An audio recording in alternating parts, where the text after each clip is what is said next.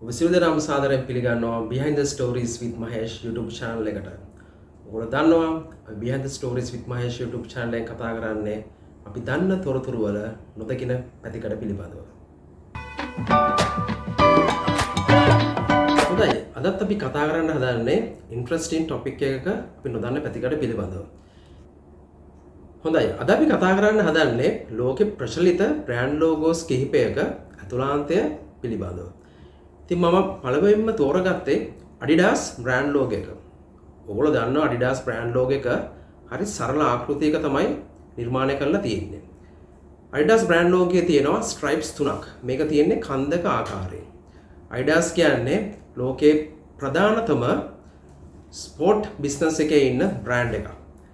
ඉතින් මේ කන්දක ආකෘතියෙන් Adidas සමාගම නිරූපණය කරන්න හදන්නේ ස්පෝර්ට්ස් වල වෙන්න පුළුවන්, පර්සනල් ලයිෆ් එකේ වෙන්න පුළුවන්, මනුෂ්‍යයෙක්ට achieve කරන්න පුළුවන් ඉහළම තලයට යන්න පුළුවන් කියන එක සහ අභියෝගයන් වලට මුහුණ දිය යුතු ආකාරය පිළිබඳ තමයි Adidas brand logo එකේ stripes තුනෙන් පිළිබිඹු කරන්නේ. Adidas logo එකේ මේ stripes තුනේ brand එකේ ප්‍රධාන ගුණාංග තුනක් නිරූපණය කරනවා. පළවෙනි එක තමයි performance, දෙවෙනි එක තමයි strength එක, තුන්වෙනි එක තමයි determination. right, ඊළඟට අපි කතා කරන්න දන්නේ ලෝකේ පළවෙනි පහේ තියෙන ප්‍රධාන සමාගමක brand logo එකක් පිළිබඳව. ඒක තමයි Amazon.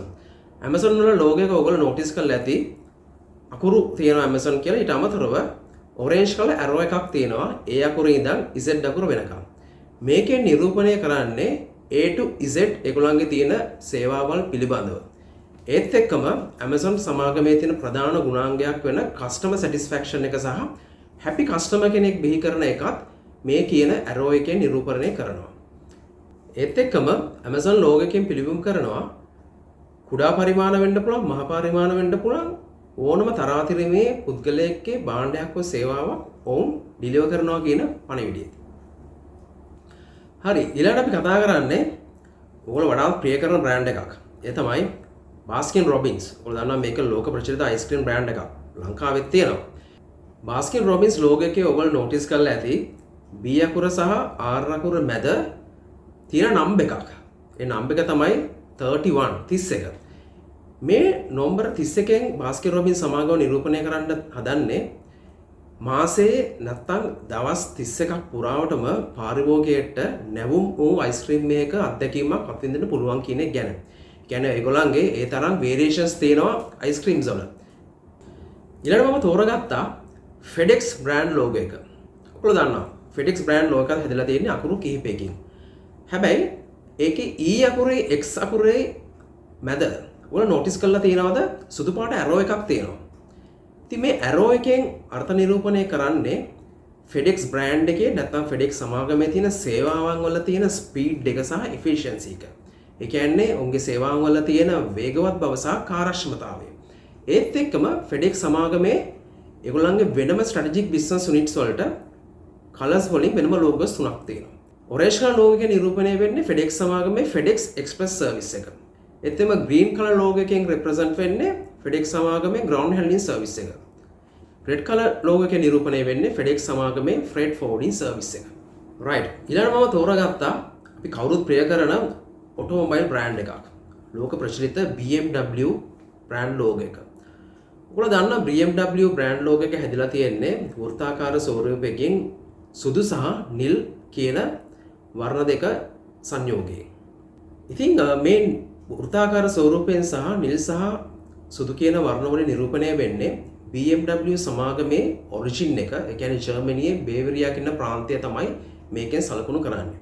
ඊට අමතරව ඔයගොල්ලෝ නොදන්නවා වෙන්න පුළුවන් BMW සමාගම ඔටෝමොබයිල් ඉන්ඩස්ට්‍රි එකට එන්න කලින් ඒගොල්ලන්ගේ ඔරිජින් එක තිබ්බේ එයාක්‍රාෆ්ට් ඉන්ජිනියරින් පැත්තෙන්. ඉතින් මේ ලෝගෝ එකෙන් නිරූපණය වෙනවා ඔවුන්ගේ තියෙන ඔරිජින් එක. ඒ කියන්නේ ඔටෝමොබයිල් ඉන්ඩස්ට්‍රි එකට අමතරව ඔවුන්ගේ ඔරිජින් එක තිබ්බ එයාක්‍රාෆ්ට් ඉන්ජිනියරින් පැත්තෙන්.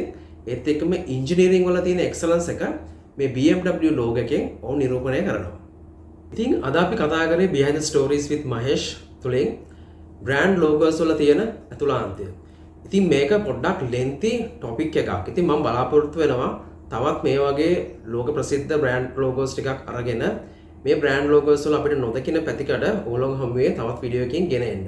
ඉතින් දැනටමත් ඕගොල්ලෝ Behind the Stories with Mahesh YouTube channel එක subscribe කරලා නැත්නම් ඕගොල්ලෝ අදම subscribe කරන්න. ඒත් එකම like කරන්න සහ ඕගොල්ලන්ගේ යාළුවොත් එක්ක මේ වගේ interesting topic share කරන්න. ඒත් එකම ඕගොල්ලන්ට පුළුවන් comment section එකට ගිහිල්ලා ඕගොල්ලෝ කැමති මේ වගේ interesting topic තියෙනවා නම් මේවල ඕගොල්ලෝ නොදන්න පැතිකඩක් දැනගන්න ඕන නම් ඒ ගැන comment කරන්න. ඉතින් අපි නැවත මේ වගේ interesting topic එකකින් හමු වෙමු.